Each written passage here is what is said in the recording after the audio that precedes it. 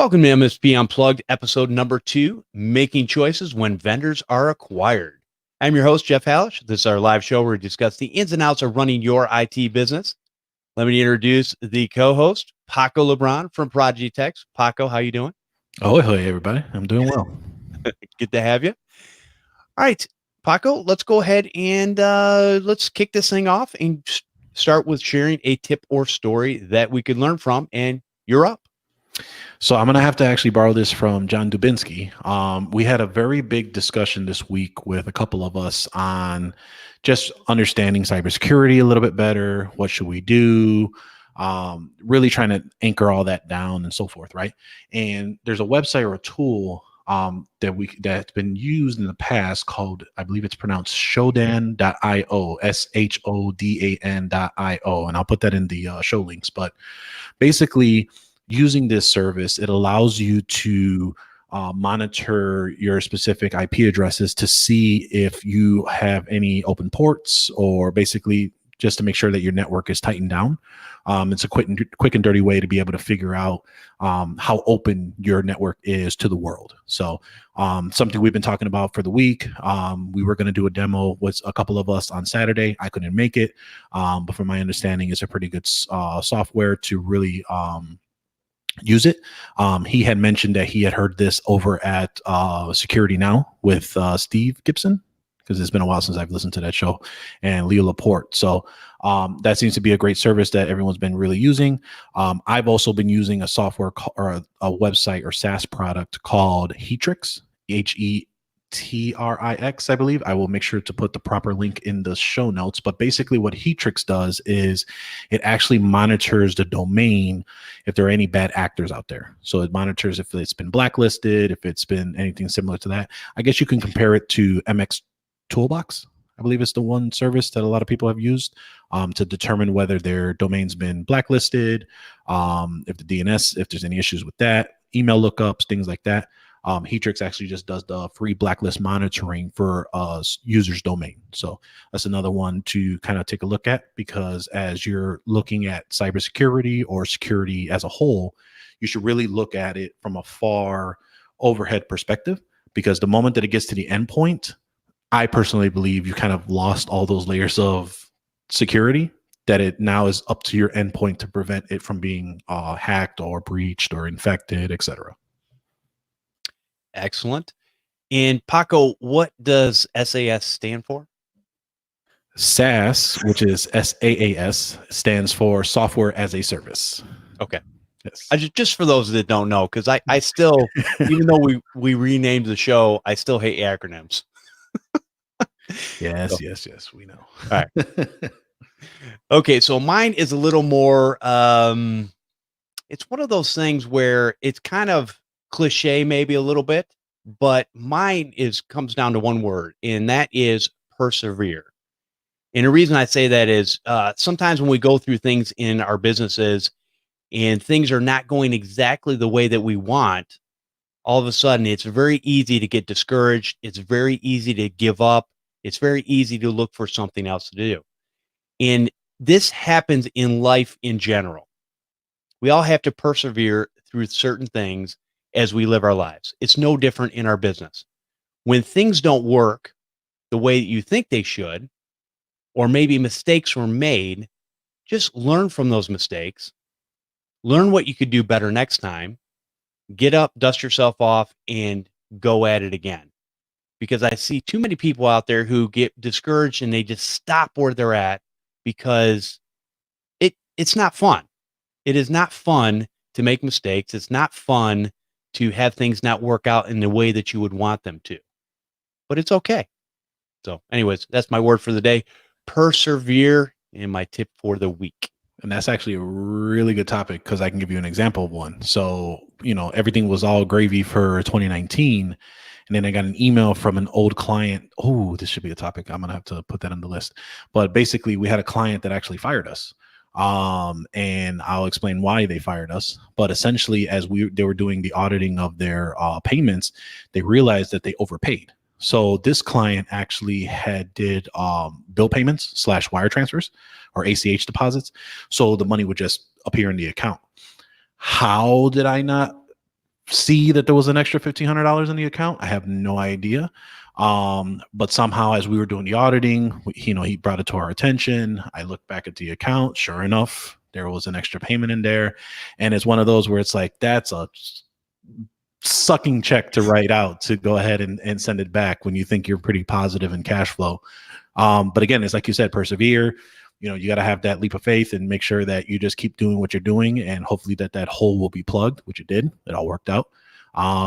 But yeah, that's one of those where, like you said, you got to persevere, because if something like that would have caused a big hole, and if there's a cash flow function, and just if you freeze, you can't really do much about it. So you got to keep going and try and figure it out. Excellent points all the way around. Well, thank you for that story. So let's go ahead and actually, let's take a quick break. What do you say? All right.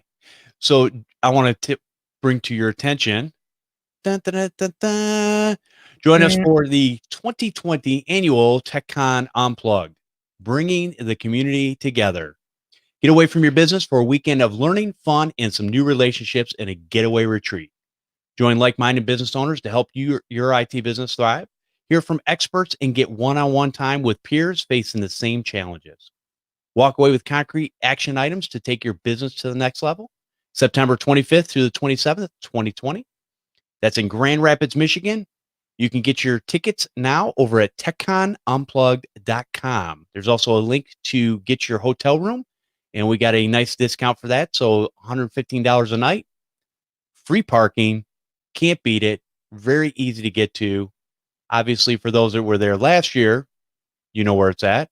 For those that weren't there last year, hopefully you can make it out this year. And it's a very, very fun place and a great place to visit.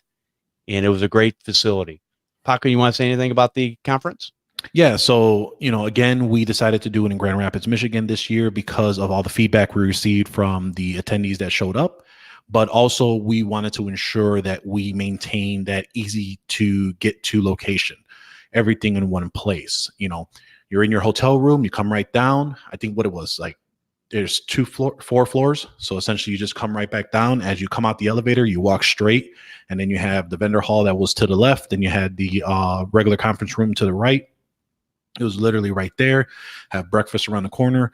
But the biggest piece of it is the fact that, we wanted to make sure that it was as convenient, affordable, and easy access to get to as possible. So speaking on transportation, you have many ways to get to it, whether it's by free parking, if you were to drive up. If you are flying in, you'll have a shuttle that'll take you from the airport to the actual hotel.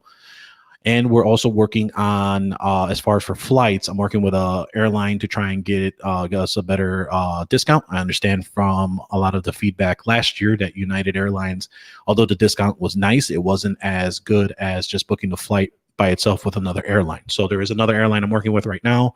I'm hoping to get a very good discount for that specific flight for those days. I'll keep everyone up to date. If not, then we may just repost the United Airlines and this airline, or just United Airlines, but we're working hard to make sure that it is as convenient as possible to get to the location. Very good. Excellent. All right, let's go ahead and go into our main topic.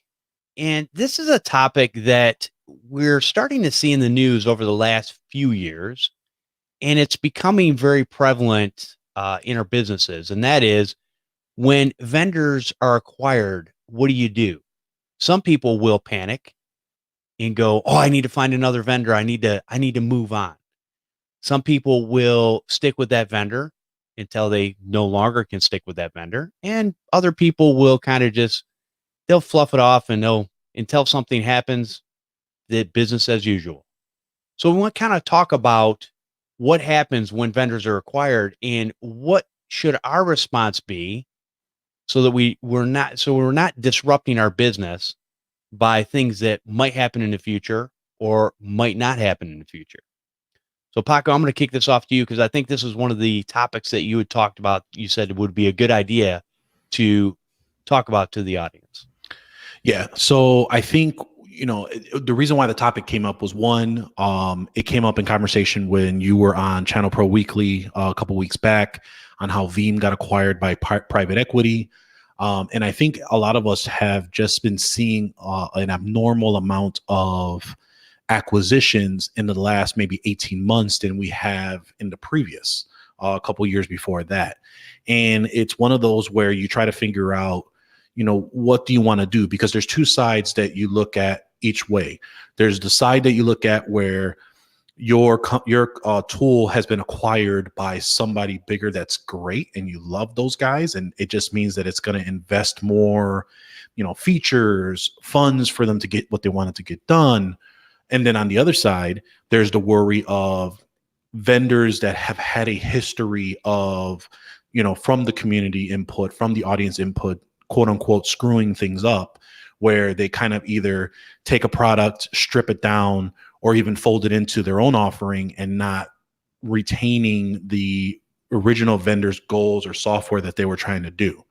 So a lot of that is just really worrisome, and it is sometimes kind of scary because you kind of set down your tools and services and things like that. And with an acquisition coming along, it might kind of rock the boat a little bit when you had something so certain and now it's not. Yeah, and I think when you're thinking about your business and you're concerned about it, you're either not paying attention.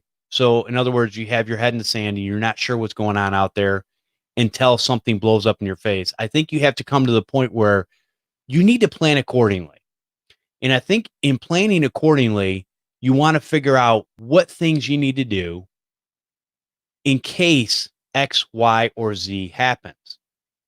And just have a multiple of plans, and nothing too in depth or anything like that. But hey, if this company gets acquired by venture capitalists and they start to put a bunch of money into the business, then a lot of times what that's going to do is they're going to be able to put more in research and development and all those kinds of things, in marketing, and get the word out and grow the product in a positive way. So a lot of times that is a good thing for us, because it's always hard when we love certain companies, but they're struggling financially to keep it up and running. And so when somebody can come in and say, hey, this company's got potential, they've got growth, let's go ahead and put some money in there to see if we can really get this thing going. So that's a good thing. The other option would be is you want to make sure that if something does happen to this company, maybe they raise their rates astronomically. And no, I'm not talking about they're raising their rates by a few cents, a buck, whatever. I think a lot of times when we look at these companies, we go, oh, they're raising their rates, they're raising their prices, and I'm out. I'm going to go find somebody cheaper. Stop being cheap. Okay. Pass that along to your customer and you'll be fine. I think a lot of times, if you think about it, the little bit of money that they're charging that you can pass along to the customer, and yes, customers will pay it because they want the same services that you have. We're not talking about, yeah, we're going to raise it, $50 or anything like that. You're talking about usually pennies on the dollar. Or you have very rare occasions or some occasions that we've seen that things could cost about $300 and then it goes up to $3,000. So for a single license. So there are those type of scenarios as well, because it fits into the culture of that type of company, which is a big concern sometimes depending on who that big company is. I mean, there's so many acquisitions that are trying to kind of tailor everything all in one shot.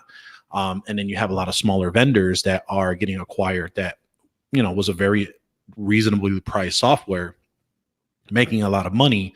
Then you have to adapt because it now got folded in. You get the spiel of, where everything's going to be the same. We're continuing to make everything work. And then it usually is for that year. And then you kind of figure out whether it's going to stay as what you want or gives you the ability to figure out what you're going to do next, which we'll go into a little bit more. I think the other thing too is a lot of times these companies, they do get acquired. What they'll do is, instead of staying in their lane, and I've never quite understood this because it doesn't seem to work out for anybody. In other words, XYZ company is good at something and the market loves them. we love them, the end user loves them, and they're great at what they do. But a lot of times when you get acquired, all of a sudden they try to fold in all these different services and things that they can, it's supposed to make it better. And the problem is they got out of their lane and they spread themselves way too thin. And then they're not really good at anything, or they still might be good at their core product. They have all this other extra added stuff on there, which may or may not be useful, because what do we always say is, yeah, we'd love to have one-stop shopping for everything. But the reality is that's not a reality. You're probably going to have several different vendors that are going to support your business because they're going to be good at one certain thing. Yeah, I think, like you said, it's one of those where you have to really figure out, as the news breaks, whether this was a vendor that you really liked a lot and have faith that they're going to continue their mission on what they're doing. And you kind of get an idea of that on who's left on top.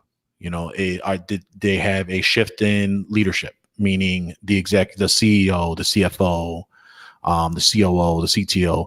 Are those guys going to stay intact for that specific product line? Or did this other company take that place and they got their check and then they kind of just left and, went to go do their thing, right?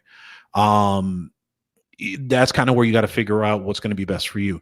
So when I mentioned the runway time of a year, that's usually about the time that it takes for anything really to happen when an announcement comes out. So whether one RMM system acquired another, whether your favorite networking system got acquired by a bigger conglomerate, it's one of those things where you got to figure out, where does their mission fall, and does that reflect what you want to do in business? So, like, for example, a lot of people who who had open mesh and they were purchasing through Amazon for their devices, they lost that ability. So now what Datto was able to do with Datto networking was provide a channel only presence for open mesh, so nobody else can buy it on their own. They have the ability for offering support, which my understanding open mesh had more of a community /support, things like that. So then it goes to you, okay, do I want to go into that mission, or do I still want to continue how I was doing business now and buy my devices from Amazon? Who's a network company that can do that? And then, so I know a lot of people have shifted on those two sides of the camps. Some people had business with Datto, some people didn't and got introduced with their services and really liked what they had to offer. So that's one, example of something that were to happen like that.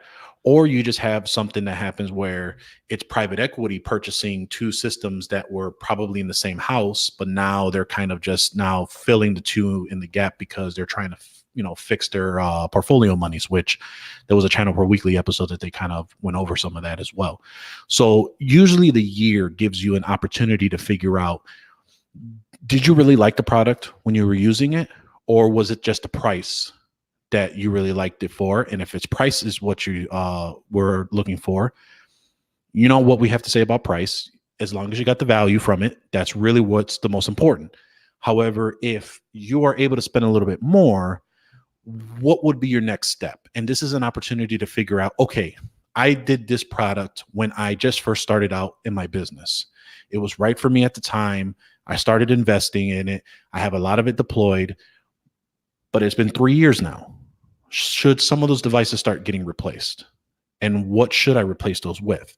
Now you're given an opportunity to relook at your stack, relook at what you have as equipment, cost of goods, things of that nature, and venture out. It's kind of like what John Dubisky did 5 years ago when he outgrew LogMeIn's systems at the time. And then he went on that search and did those couple of switches that we always make fun of him about. And he said, he ran through all those RMM products to determine which one was going to be best for him. Now, these are opportunities for you to help make your business better, more efficient. And then the more efficient you can make your business, the more money you can make. So these are some things that you want to take a look at.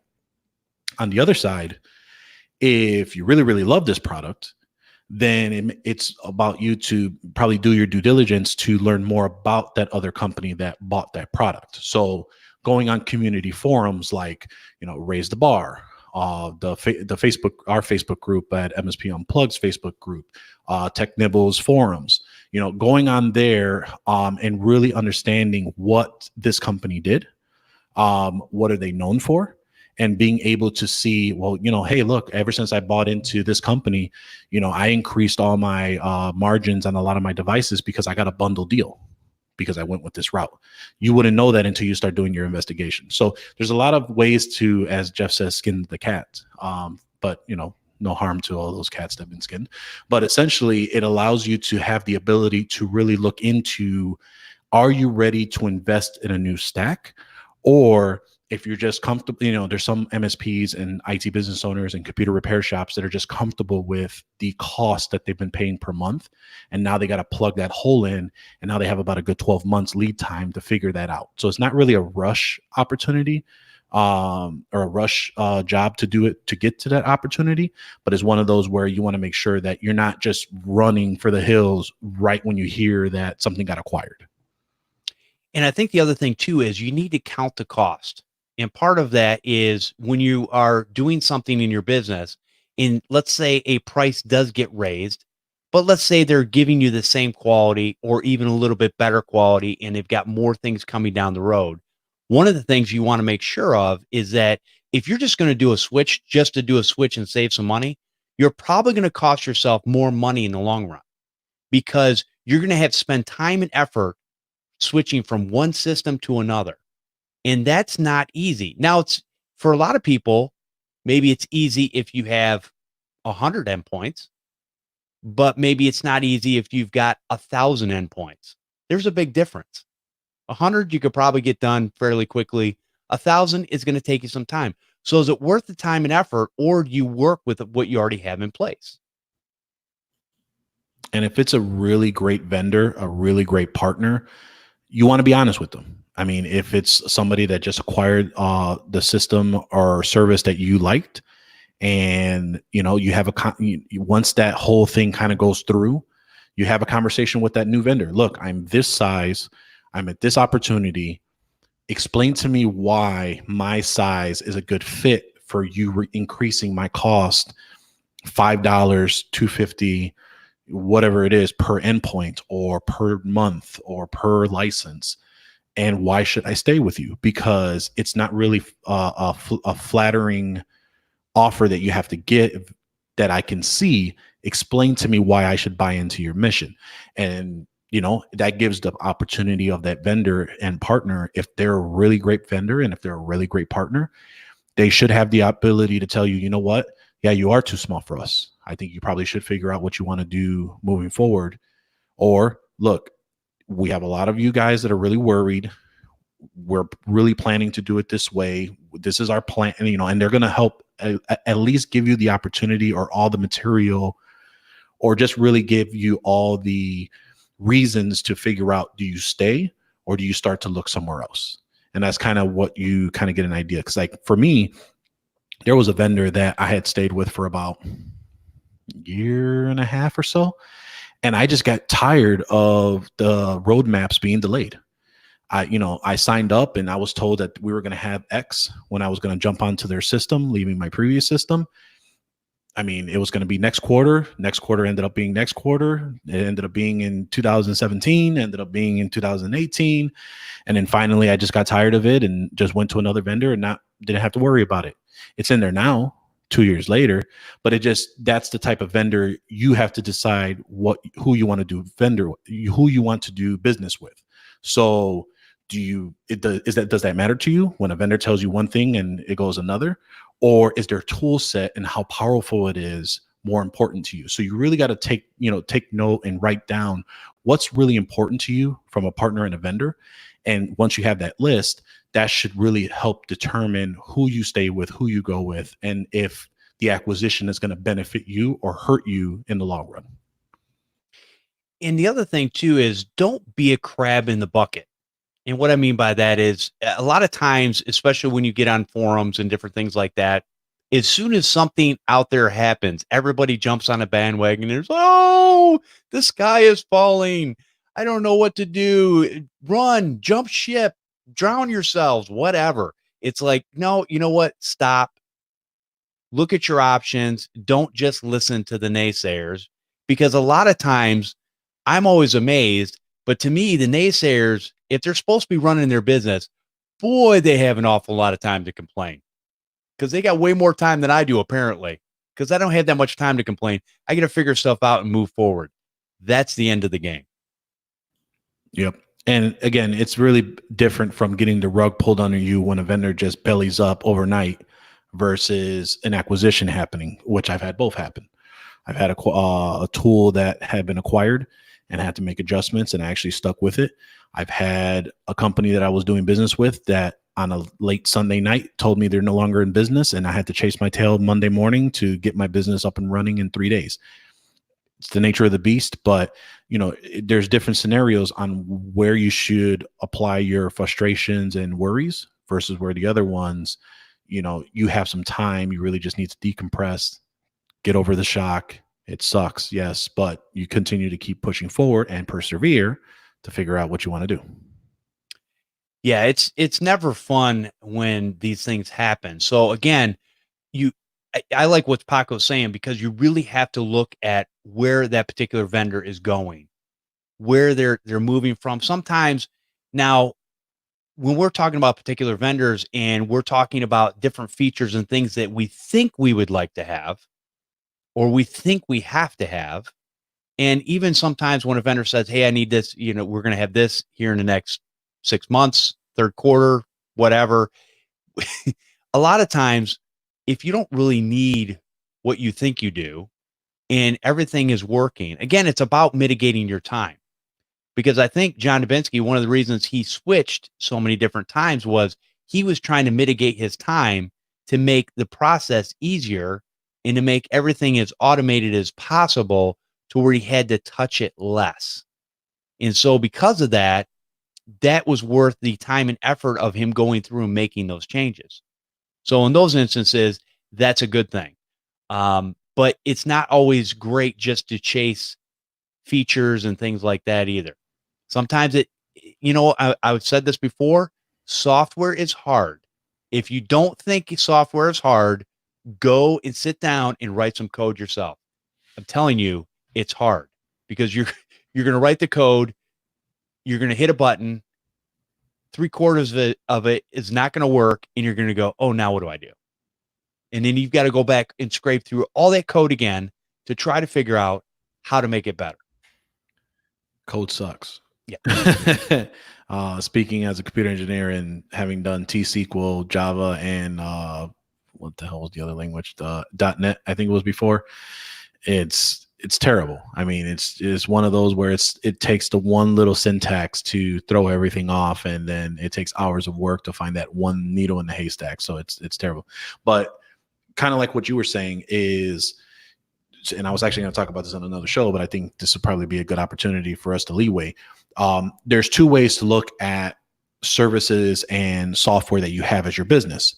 There's one as determining your cost, and then the other is, do you actually need that tool or feature?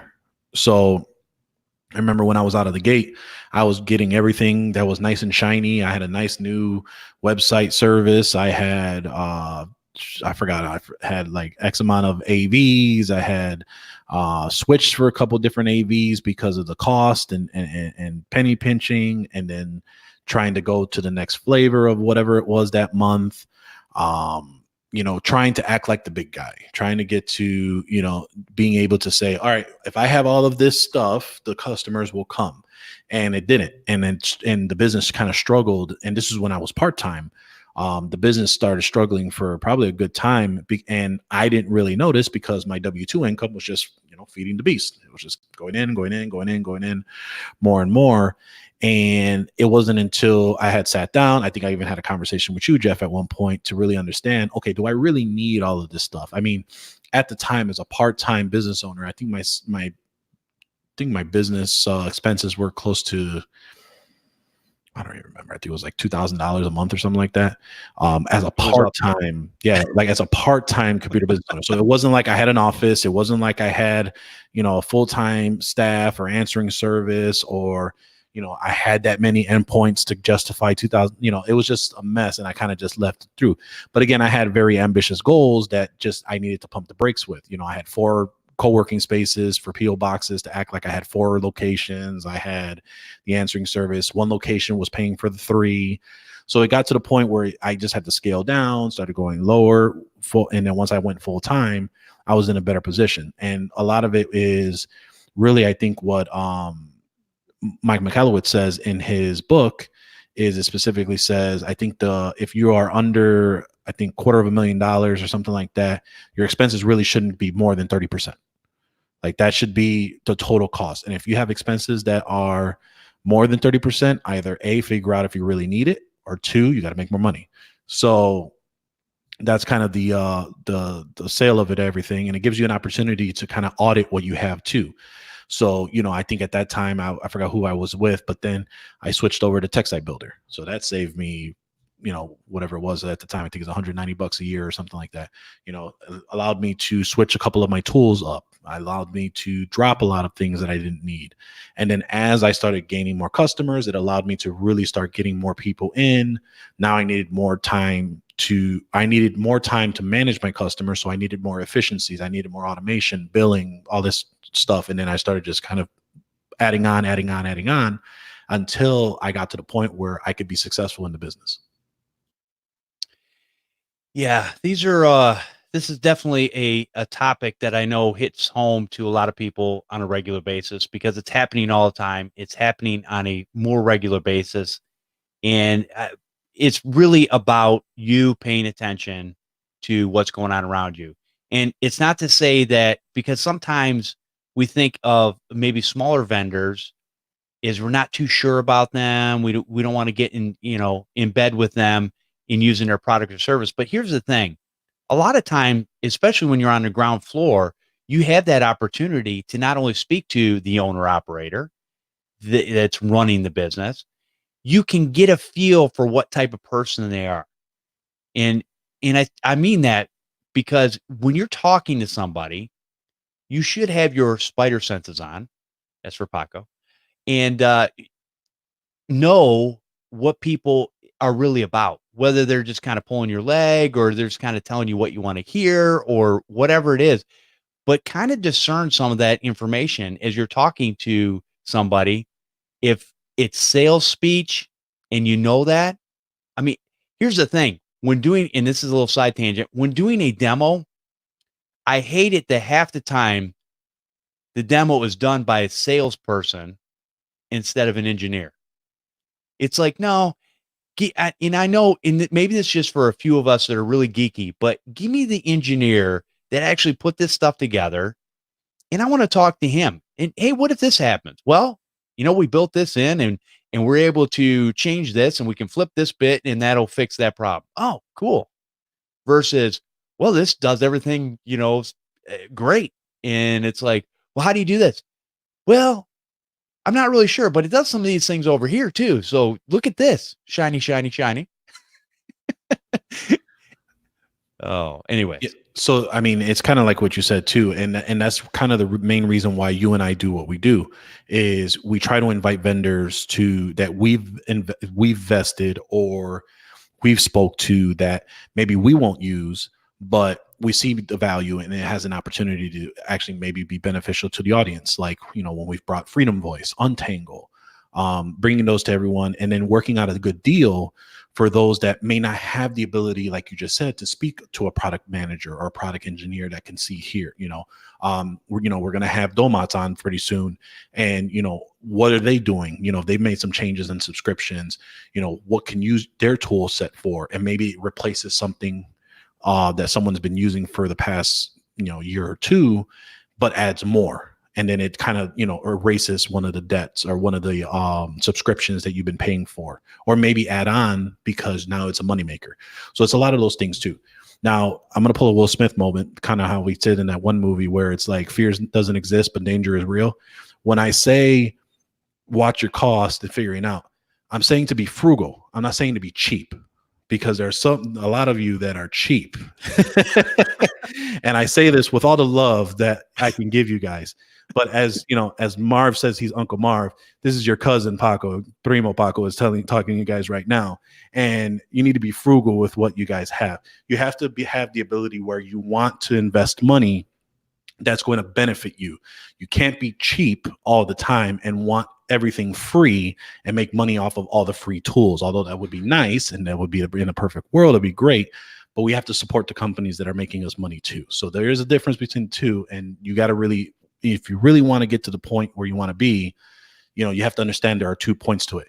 Now, for myself, I want to scale and I want to get to a point where I can hire people and I can be as big as possible.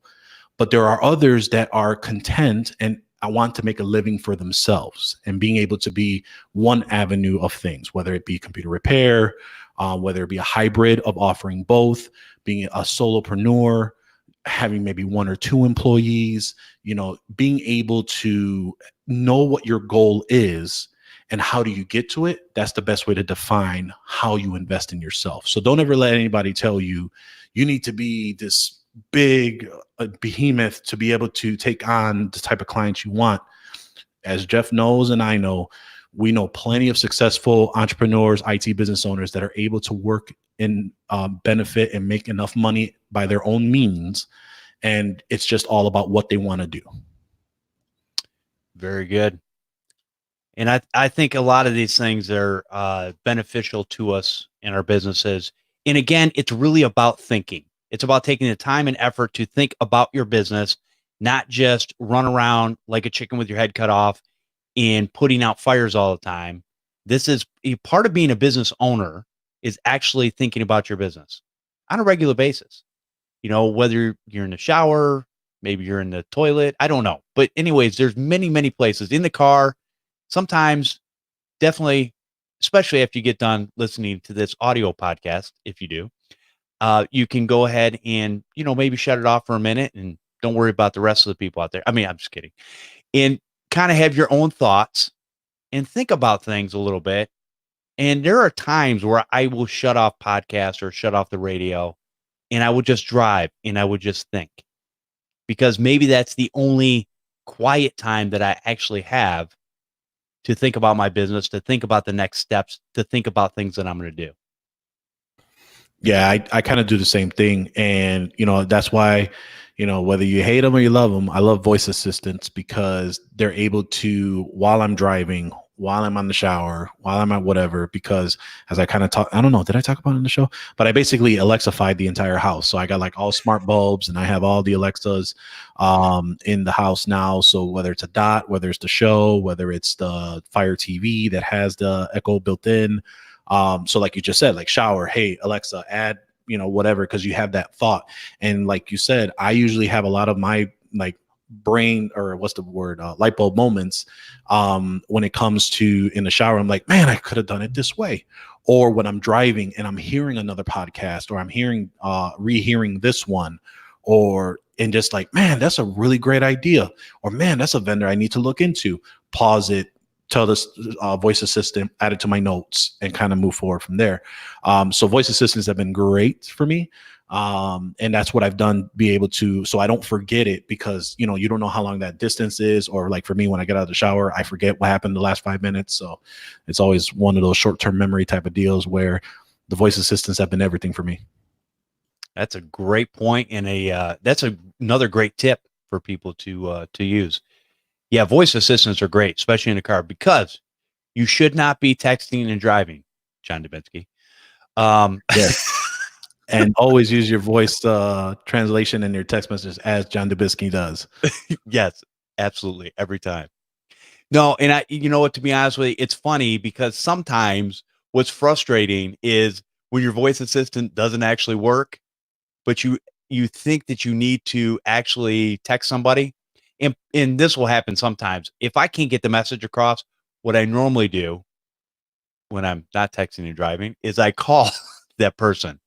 So a lot of times Paco will send me a message. I'll hear it over my, radio in the car or whatever. And I'll go to respond, and the microphone's not picking up, or it's not doing what it's supposed to do. So I would just hit the call button and just call them, have a quick conversation so I can, drive and talk at the same time without actually texting and driving. And that's the beauty of having in-car Bluetooth. Everyone. There you go, man. In-car Bluetooth. But even if you don't you can still use your phone. Obviously, everybody's got their phone with you, and the phone works pretty good, you know, as far as a microphone and everything, and being able to talk to it and do what you need to do. And the screens are pretty big nowadays, where you can push a big microphone button to get it to do what it's got to do. All right, Paco, I think we have gone well over this topic, so let's take another quick break. If you would like to support this show, I encourage you to go to patreon.com/MSP Unplugged. And I want to thank our newest Patreon supporter, Juan Maldonado. Hopefully I said that right. Pretty close anyway. Maldonado. There you go. Thank you. I should have had Paco read this. All right. My Latino brethren. Thank you, Juan. Appreciate you supporting the show as a brand new Patreon. And I want to thank all of our other Patreon supporters for your continued support. You all make this show happen. All right. So what I want to do is normally this is where we have some email questions and answers and stuff like that. And if you want to send an email to this show with your questions and comments, which we can read on the air, just send it to jeff@mspunplugged.com. And I'm waiting on people to send me some emails. So if you're hearing the sound of my voice, send some emails. Yes, Jeff is tired of me sending him gifts to that email. That's right. All right. So, but what I did was today I was looking through our secret Facebook group, which is part of one of the things that you get for being a Patreon supporter, is you get into that secret Facebook group. And so I was looking in there, and Anne Napoliello, who has been on the show a long time ago, actually, and we've seen her at a couple conferences and stuff like that. She actually put a post in there, and I wanted to bring this post to you for a couple different reasons. We're going to talk about the problem she was having, but also to clarify something about the show, the secret Facebook group, and all of the above. And Ann says, I've been off the grid for a while, and I'm not sure what the new name implies. New name being MSP Unplugged. Is this still a place to post computer repair stuff or just MSP? So let me explain that really quickly. Actually, it's probably not going to be quick. Here we go. So here we go. Jeff, soapbox. So MSP Unplugged was created as kind of a tongue-in-cheek. Yes, we talk to MSPs or managed service providers. Yes, we talk to IT business owners. Yes, we talk to computer repair technicians. Yes, we talk to all of the above. And I said this at our last conference to the room full of people that were there. At the end of the day, if you really think about what we do, we fix technology, whether that be a computer, whether that be a phone, whether that be a network, whether that be whatever. It is technology that we're fixing. So the basis of that, and really, if you think about what your customers all have to do their business, it is a computer at the end of the day. And we either monitor, we fix, we upgrade computers. That is what we still do to our core. So we have all these different names out there in the industry. And again, we picked MSP Unplugged because we wanted to unplug from the word MSP, but at the same time, use it as a, I don't know, kind of a tongue in cheek, and use it as who we are. We're all of the above. So we're computer repair. We are managed service providers. We are IT business owners. We do it all. And at the end of the day, we basically fix computers. So every and all questions are absolutely fine. So to carry on that, and I think that Anne made a very good point is, we should start bringing a lot more computer repair vendors and computer repair topics, because I feel like we've been very MSP focused and very IT business owner focused, which I think a lot of it has been beneficial to everybody, or at least we try to be. But I think, kind of where me and you were at one point, which you're still a part-time business owner. And when I was a part-time business owner, it was a very big thing for me to ensure that they made a lot of money. And it was one of those where, I did create a successful part-time business. I was making well over $25,000 a year, which is a good size part-time income, being that it was after hours from my full-time job. So, I think it's one of those where me and Jeff had talked about this before. We're going to try a little bit harder, including myself and the vendors that I look for, because I'm always looking for vendors and topics that help benefit myself, that could benefit the audience. And it's a little bit of that I need to bring back. So I'm hoping that this will make sure it's still inclusive like we are hoping to be, and not kind of straightforward from where we are. Absolutely. And we want to do a whole bunch of different topics. So I think that's great. And we want to benefit everybody. And I think all this information does, as Paco said. So to continue on with this post, she says, if the former, then I need help. I just upgraded RAM on a Toshiba Satellite L55-S5 216 or 2000 or 216. Doesn't matter. And now I have no post. Not with a new RAM or old or no RAM. I fear I bricked it. So what's great about this secret Facebook group is a lot of people jumped in right away, Cal Canyon being one of them. And there were several others that jumped in and said, hey, here's some information on this, and here's something you can look at. But let me talk about, she says, I fear I've just bricked it. And I'm going to say this. No, you probably did not brick it yourself. But here's the problem. A lot of times when we take older machines, those older machines are already having problems, and it just happened when you were maybe removing the RAM or putting new RAM in or whatever it was. Something might have happened where that machine is not working. And Paco, I don't know about you. I have a hard and fast rule. If the computer's over 5 years old, I do not touch it. Yes, but I've gotten more restrictive on my rule as well. Where if it does not post, and it's not under warranty, and I've done my due diligence of testing RAM and, power cycling and doing the CMOS battery, it's a unit that gets replaced. I don't replace motherboards because I've gotten into way too many times trying to replace a motherboard, and there's a stupid keyboard cable that is plugged in somewhere that you rip off, or if you inside joke, or if you have like some other daughter board that gets cracked, or when you're putting it in the plastic, or you missed the model number by one letter. I'm just gotten so tired of doing all that. So my hard rule is exactly that. If it doesn't post, if it's old, or if it's in need of a motherboard to be replaced, depending on how old it is, if it's not under warranty, I tell them it's a new unit, or I outsource it to someone else. And number two to that is that number two, I will, in my contract that they sign, it basically says I'm responsible for nothing. And I know that's a lot. We say that and it's funny, but really, if you think about it, you have an electronic device. And if you did not do something on purpose, like smash it on a table, drop it, or whatever, then you are not responsible at that point. And I just want to get that across, because a lot of times when we're looking at this old stuff, yeah, I can take a look at it, not really sure what's going on with it, yet it's not working right. And you've got other issues here, and it's not really worth me working on it. But just know that if I look at this thing and I, because again, all she did was, I'm sure, pull the back little door off and replace the RAM. Right. And I mean, I've never heard of it frying a board in that realm.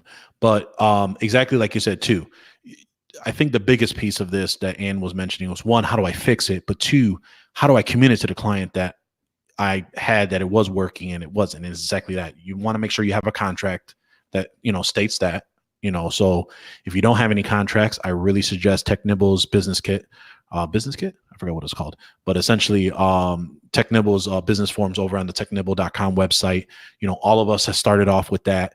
We all had the ability to either, update that a little bit, use it as our foundation before we kind of got into other agreements. And I'm pretty sure it has something like that in there. But the biggest piece is you have to understand that they came to you to repair it. So if it died on your watch, you literally, that's what you tell them. Look, when we went ahead and we tested this memory, the computer no longer powers on. Even though it was working when it came in, it's this age, it's this, etc. It was probably time to replace it in the first place. What I can do, and I don't know if you have a refund policy or anything like that, if you want to do that and say, hey, look, we can refund your money, but this machine needed to be replaced, or revert that and get them another unit and crediting what they've paid for a deposit or whatever the job would have been for a new unit, something like that. When we've had a lot of those come in, we just make sure that we padded the numbers per se, and our repair and our service rate, so that at the point where if it allowed for that opportunity to if the laptop was old or something of that nature, that it would be attractive to upgrade to a refurb unit or something like that if I felt that the PC wasn't worth it, or if it didn't work right. And then basically you let them know, look, it died, or if you did let's say you did break it, or let's say you did fry it, and you knowingly did something wrong that you probably shouldn't have, or something like that, even if it was an accident, with you having the numbers in your favor for the margin, it won't be as big of a hit if you're trying to make it right by the client. But my rule has always been make it right by the client, because it's better for you in the long run, because one bad review is always 10 people that they know, or 5 people, one of the two. It's a lot. So I'm going to follow up with kind of what you had already said, but one of the second part of her post was, she says, okay, so following up on my previous post, it looks like there's a good chance I bricked a Toshiba Satellite L755. I don't think I was negligent, but stuff happens, right? How do I handle it? I found a very similar used one on eBay for $55. This tells me this unit is very, very old. I would still make a profit. Do I call the customer, explain the situation, and offer to replace it? If so, do I dare try to upgrade the RAM again? So here's where I would say, and this is one of the things that you have to, it's an uncomfortable conversation to have with your customer for sure. What you want to do is you want to make sure that you let them know, listen, this computer is so old that you're not going to be happy with it, even if I'm able to upgrade the RAM, repair it, whatever. And so why don't we find you, like Paco had said, a refurbished unit, transfer the data over, and you're going to kind of eat some of the time costs, right? And if you eat that time cost, that's just part of doing business. But as far as, eating the cost, now, if they want you to replace it, yeah, I would probably replace it for $55, give them their computer back, and call it a day. And I don't think there would be any problem with installing the RAM on that second unit. But again, and I can't remember, I don't know how old this unit is, but let's say this unit's, I don't know, 8 years old, 10 years old. It's way past its life, and anything could happen at that point. So I will give you a tip, and this is a IT business owner to IT business owner on what you could do on this type of scenario. So y'all can judge me if you want. What I would say is that you basically explain to them the situation, right? And let's say the computer is what, $55. I don't know how much you charge the client, but I would basically say, look, we can get you a replacement PC for whatever the charge would have been, plus the $55. Okay. And the reason I say that is because then you would let them know you're going to get a new PC or a refurb or whatever, the same PC as well. But because it died or whatever, we're going to offer you a free data transfer. So that way they feel that they got something of benefit, and the machine was a little bit more. You don't lose profit. You do lose a little bit in labor, obviously, because of the situation. But by you stating that you're giving them something for free, it may help smooth the conversation over a little bit. But you're not really losing anything, because you would have included the data transfer anyway had they purchased a PC. By saying that may help make that sale for the new PC, and you not losing on the back end of something that you didn't do in the first place. And I want to bring up, Kyle Kenyon says, I would also say each and every system runs through a series of diagnostic tests before we do anything. this helps draw out any issues. And I agree with that, because a lot of times if you have that thing on the bench and you're running a diagnostic test, and let's be honest, now maybe not on a computer that old, but most of your modern desktops and laptops are going to have a diagnostic program, and it literally takes, even on an old machine, 20 minutes to run that thing. You hit the buttons and you walk away and you go work on something else, and you come back and you go, hey, everything's good. The only question you ever have to answer in those diagnostic tests is when the multiple color bars come across the screen and it says, can you see these? And you have to press Y. Other than that, the rest of, and that happens pretty quickly. The rest of that stuff, you can just let it sit. So, yeah, diagnostics are always a lifesaver. I think that, a lot of people, and I was one of them. I used to think that it was just a waste of time trying to do that first when the system might not be, it may not need the diagnostic, but I can't tell you how many times when I've needed it has saved me 3 hours of labor to then have a blue screen happen. And then I went back and saying, oh yeah, your RAM was bad. That could have been discovered in the first 30 to 45 minutes, depending on how old the system is. And especially if they're bringing it to you, you could just run it, let it go, and do its thing. And you could do it. Me and Jeff like to use the PC's own diagnostics because we deal with a lot of OEM machines. So like the Lenovo Diagnostics, HP, Dell, etc. Or you can invest in some tools similar to, you can use TechSuite. You can use PC Doctor. PC Doctor. I'm not sure if Malwarebytes has a pre-boot environment, but they do have some type of diagnostic process in their Malwarebytes Toolbench kit. So these are a couple external tools if you want to do that. I really like TechSuite, at least when I was running it at the time, because they used to create these reports that I can go ahead and present to the customer. It got to the point where a lot of clients didn't want to see it anymore. So I would just use the PC Diagnostics and just kind of call it from there. And it's funny because Ann, it just popped up in the chat room, and she says, hey, who's talking about me behind my back? Hi, Ann. We are. Hopefully this information has been helpful as far as our thought process on it. I was going to answer in the Facebook group, but I figured this was a great question to come up on the show, in something that we run into periodically. If you haven't run into it yet, you will at some point. It's a guarantee. Oh, right. Well, I think that has been a lot. We covered a lot today. Paco, why don't you let people know where they can find you at?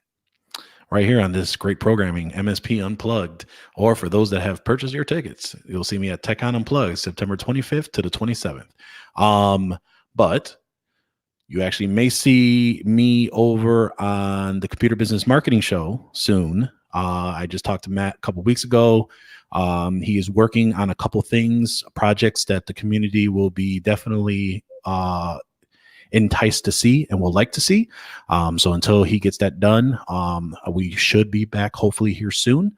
I'm doing this to pressure him so he can go ahead and get that going, because I'm excited for him to bring what he is doing for you guys. And me and him may have a project that me and him are both working on that is kind of an addition to something that he had released many years ago that has helped me when I transitioned from being a part-time or a full-time worker to going into being a computer repair shop / now MSP. Awesome. So definitely follow Paco for sure.